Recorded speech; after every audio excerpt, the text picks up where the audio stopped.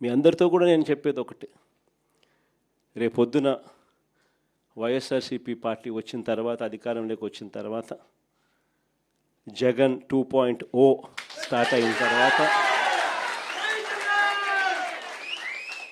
ఈసారి మాత్రం కార్యకర్తలను అందరికన్నా బాగా చూసుకుంటానని మాత్రం ఖచ్చితంగా చెప్తాను.